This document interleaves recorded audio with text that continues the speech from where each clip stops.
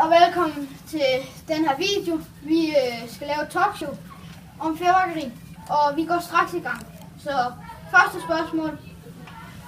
A. Gå aldrig hen til en fuser. B.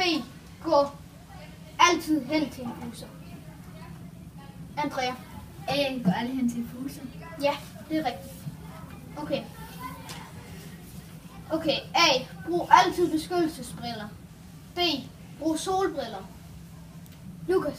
Solbriller. Det er virkelig smart. Okay. 2-0 til hold B. Og her har vi nu var vi lidt fyrværkeri. Hvad?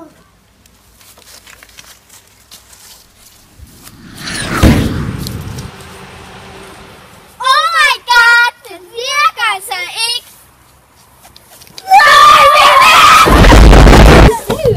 Det her det sker så, hvis man går tilbage til en fuse. Ja. Og der er sket mange ulykker, så det er ret dumt, og det gør mega næs. Ja. Så lad være med at gøre det, og det mener vi, seriøst. Det er virkelig dumt. Prøv lige at se! Det her, det er så de 5 råd. Gå aldrig hen til en fuse.